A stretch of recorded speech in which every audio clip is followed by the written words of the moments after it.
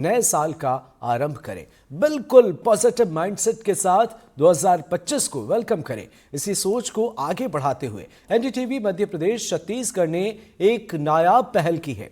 हम लगातार 36 घंटे तक सिर्फ सकारात्मक खबरें दिखाएंगे। इस दौरान बाकी सिर्फ वही खबरें हम लेकर आएंगे जिन्हें जानना आपके लिए जरूरी है। ऐसा करने के पीछे हमारी सोच बस इतनी है कि आप समझ सकें कि आपके आसपास सिर्फ मुश्किलें और दिक्कतें ही नहीं हैं, बहुत कुछ अच्छी चीजें भी हैं और आप उसका हिस्सा बन सकें। तो आज और 1 जनवरी को सिर्फ वही खबरें जो न सिर्फ साल में पॉजिटिव एनर्जी भरेंगी बल्कि आपको भी कुछ नया करने के लिए प्रेरित करेंगी।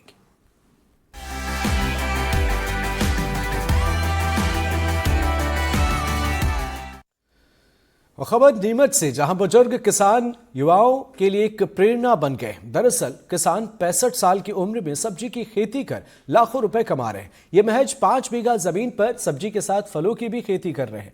खास बात यह है कि इस तरह की खेती के लिए बुजुर्ग किसान ने किसी तरह की कोई ट्रेनिंग कभी नहीं ली।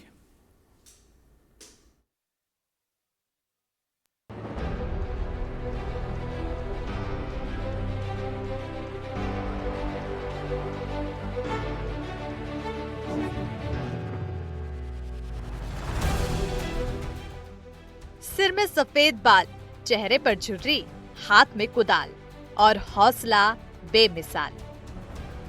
यह है नीमच के आमली खेड़ा गांव में रहने वाले 65 साल के किसान भगत राम भाटी, जिन्होंने एक साथ होने वाली कई फसलों की खेती को अपनाया और आज ज्यादा मुनाफा कमा रहे हैं। नीमच जिले के आमली खेड़ा गांव में मौजूद हैं। यहाँ के एक बुजुर्ग किसान जो कि युवाओं के लिए काफ़ी प्रेरणा स्रोत बन रहे हैं। इनकी जो सोच है वो यह है कि युवाओं को खेती की तरफ किस तरह से आकर्षित किया जाए और कम जो खेती में है, कम ज़मीन में किस तरह से अधिक मुनाफा लिया जाए। इसके लिए ये काफ़ी समय से प्रयासरत है और इन्होंने कई नई नई तकनीकें अपनाई हैं और उसके कारण इनको रोज़ाना अच्छी खासी इनकम हो रही है। और उन्हीं से जानेंगे कि क्या नाम है उनका और क्या दादा क्या नाम है आपका? भगत राम भाटी आमली खेड़ा। दादा ये जो खेती कर रहे हैं आप अलग अलग तरह की, कब जी। से कर रहे हो और क्या सोच के शुरू की? ये बगीचो तो लगाया ने 5-7 साल हुई है। पर अबे कलमा करवा तो मैं 2-3 साल भी अबे ही रहूं। अलग अलग वेराइटी अलग अलग आंबों पे कलमा करनी ये अबे चालू है। किसानों के लिए सहफसली खेती बेहद फायदेमंद है। इसमें कम खर्च में अधिक मुनाफा मिलता है। उम्र के इस पड़ाव में किसान भगत राम भी पारंपरिक खेती को छोड़कर सहफसली खेती कर रहे हैं और लाखों का मुनाफा कमा रहे हैं, वो भी महज 5 बीघा जमीन से। आपने क्या सोचा था, कैसे सोचा ना कि यार जो लड़के हैं आजकल करते नहीं, 1 बीघे में कुछ नहीं होता, तो क्या सोच के करा था? ये तो सोच है कि पहला हमारे पिताजी पर 60 बीघा जमीन थी। ये अकेला पेट बचा था तू वही जगह। मार पिताजी की मी 4 भाई 15-15 बीघा पाती है तू वाडी। मतलब मारो शो छोज खोज है कि 1 बीघा में अब आवा वाली जो पीढ़ी है 1 बीघा में पेट भरना। तो 1 बीघा के अंडे आप हरिकाई को माता हाथे जो तकनीक योजना दी रहे हो वही तकनीक योजना थी जो पेट भरा। इनका कहना यह है कि जिस तरह से अब जमीन कम होती जा रही है, जनसंख्या बढ़ती जा रही है, तो ऐसे में कम जमीन में कैसे मुनाफा ले सकते हैं और आजकल की जो टेक्नोलॉजी है उसका कैसे प्रयोग कर सकते हैं। इस टेक्नोलॉजी को ध्यान में रखते हुए इन्होंने ये सब करना शुरू किया और एक जगह से इन्होंने 3-3 4-4 फसलें ली है और इसमें खास बात यह है कि अच्छा मुनाफा भी मिला और फसलें भी अच्छी चल रही हैं। भगत राम अपने कुल जमा 5 बीघा खेत के अलग अलग हिस्सों में विभिन्न प्रकार के फल, सब्जियां और फसल बोकर रोजाना 3000 से 4000 रुपए कमा रहे हैं। हालांकि इसमें सरकार या सरकारी सिस्टम का कोई भी योगदान नहीं है। यहीं के जो पड़ोसी किसान हैं इन्हीं से जाने। एनडीटीवी में आपका स्वागत है। पहले तो नाम बताइए आपका। पदम सिंह तंवर नाम है दादा आपके खेत पड़ोसी हैं, जी। तो खेत ये पड़ोसी क्या कर रहे हैं और आपको कैसा लग रहा है? जी, अभी तक तो इनको देखते आए हैं। अभी तक हमने प्रैक्टिकल इनका ही देखा है, हमने करा नहीं है। लेकिन अब इनसे इतने मोटिव इनका दिख रहा है तो अब हम चाहते हैं कि हम भी करें कुछ। तो अभी इन्होंने खेत में क्या क्या इनोवेशन करे हैं, कहाँ कहाँ कैसे कैसे करा जैसा है? कि अपन ने देखा ही है, सारी बगीचे इन्होंने लगाए हैं। जैसे बता रहे थे कि एक पौधा संतरे का पौधा किसी दूसरा पौधे को कोई तकलीफ नहीं देता। जैसे कि ये अन्य आम भी लगाया था, आम को कोई तकलीफ नहीं आ रही है संतरे से। पपीता लगाया पास में, पपीता भी प्रॉपर फल दे रहा है। तो ये एक तरह से सीखने की चीज़ है कि कम ज़मीन में हम कैसे एक ज़्यादा फसल ले सकते हैं। भगत राम भाटी की फसल बोवने की टाइमिंग इतनी शानदार है कि एक समय में वो एक ही जगह से अलग अलग फसल का उत्पादन ले रहे हैं।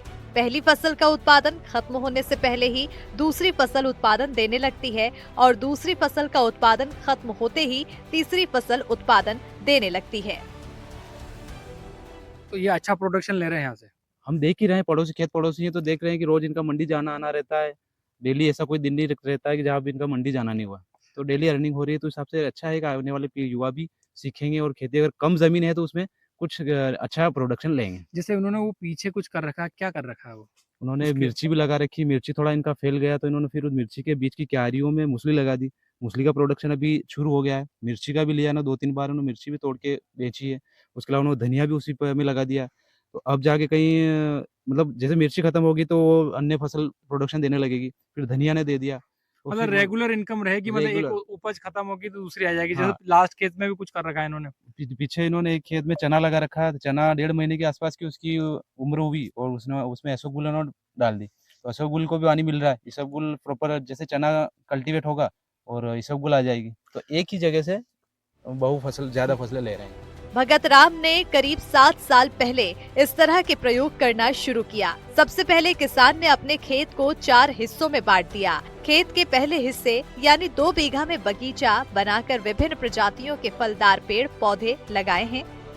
इस बगीचे में अमरूद, अंगूर, चीकू, संतरा, आम, पपीता, नींबू के पौधे लगाकर वो लगातार उत्पादन ले रहे हैं।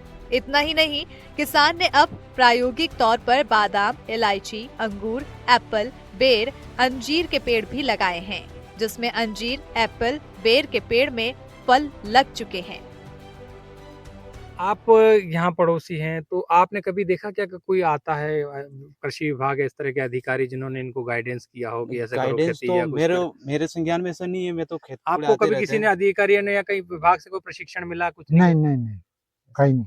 जो भी कर रहे हैं अपने विवेक से और अपने इस तरह से कर रहे हैं। एक बस आपने आप वीडियो माध्यम से ही कहाँ धीरे अच्छा प्रयास इनका करें। कहना ऐसा है कि यूट्यूब के माध्यम से भी ये कुछ देखते हैं और सीखते हैं।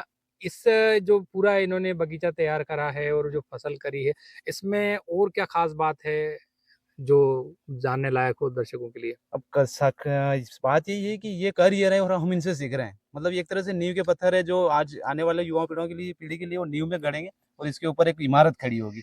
लड़के उसे सीखेंगे और इनके जो सीखी हुई चीज़ उनसे सीख के कुछ कमा के निकलेंगे। हाँ, बहुत अच्छी बात करी इन्होंने कि इनसे सीखे कुछ और सक्सेस होंगे लड़के। दूसरा हिस्सा जो 1 बीघा से कम है, यहाँ बारिश में मक्का लगाते हैं। वहीं मक्का के कटने के बाद इसमें मटर की बुआई करते हैं, जिसका उत्पादन वर्तमान में ले रहे हैं। इसके साथ ही उन्होंने भिंडी भी लगाई है, ताकि मटर का उत्पादन खत्म होने से पहले इसका उत्पादन होने लगे। चीज़ और बताइए कि जो ये पूरा बगीचा है और ये जो इनकी खेत है, तो इस खेत में जो इन्होंने सिस्टम बनाया है एक के बाद एक, एक के बाद एक उपज लेने का, तो ये कितने साल से आप लोगों ने लिया है? 2-1 साल हुआ मन। 2 साल से हो गया है। रेगुलर मंडी में जा रहे हैं, हाँ तो अच्छी खासी अर्निंग हो जाती है। अर्निंग होती है। इनके पास एक कार है, काफ़ी पुराने मॉडल की है। उस कार को लेके सुबह निकल जाते हैं ये और हम जब उठते हैं बेड बिस्तर छोड़ते हैं उस वक़्त ये मंडी करके घर आ जाते हैं और फिर सुबह से शाम तक फिर उनका पूरी दिनचर्या बगीचे में और इस खेती में ही निकलती है।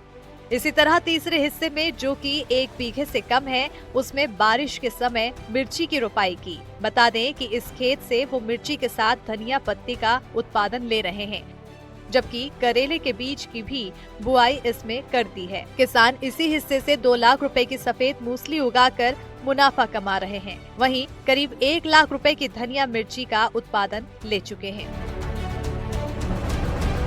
किसान भगत राम बताते हैं कि गर्मी के 2-3 माह में खेत में कोई भी उपज नहीं लेते हैं। इस दौरान खेत में आवश्यक हकाई जुताई के काम के साथ देसी खाद और अन्य उर्वरकता बढ़ाने वाले उत्पाद खेतों के समय समय पर डालते रहे हैं, ताकि खेत की उपजाऊ क्षमता बनी रहे।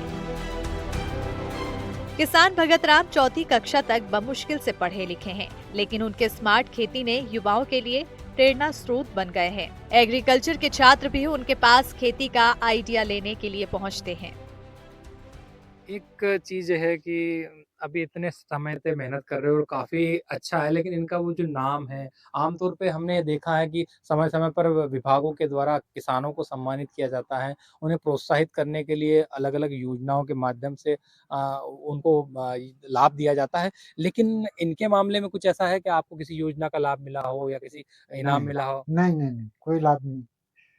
बहुत सारे किसान ऐसे भी देखे हैं मैंने जो फसल करते नहीं है और कृषि कृषि कर्मठ अवार्ड ले आते हैं, मुख्यमंत्री से ले आए, उनके खेत पे जाके देखो तो भौतिक रूप से कुछ रहता नहीं है, लेकिन वहाँ पर उनका फोटो मुख्यमंत्री के साथ रहता है। जो व्यक्ति जमीन पे काम कर रहा है, तो कृषि विभाग का इनके ऊपर ध्यान नहीं है, योजना इनको प्रॉपर मिलती नहीं है, जानकारी के अभाव में किसान खुद से सीख के खुद कर रहा है और इतना करने के बाद भी इनको उस चीज का कोई भी वो पारितोषिक मिलना कुछ भी नहीं। सच कहा गया है, किसी भी काम को करने के लिए उम्र कोई मायने नहीं रखती, केवल जज्बे की जरूरत होती है। ये जज्बा और मेहनत किसी भी काम में सफलता की गारंटी होती है। जिस तरह का ये बात कही इन्होंने, निश्चित तौर पर ये जो सरकारी सिस्टम, खास तौर से कृषि विभाग, उद्यानिकी विभाग जो तमाम दावे करते हैं कि किसानों के लिए हम योजनाएं चला रहे हैं, उनको समय अच्छे किसानों को हम सम्मानित कर रहे हैं, लेकिन जो किसान ज़मीनी स्तर पर काम कर रहे हैं, लेकिन उनकी अनदेखी की जा रही है। जिन किसानों को सम्मान देकर खुद सरकार और सिस्टम को सम्मानित होना चाहिए, ऐसे किसानों की अनदेखी करना निश्चित तौर से इनके सिस्टम पर और कार्यप्रणाली पर सवाल खड़े करते हैं। विजित महाडिक, एनडीटीवी, नीमच।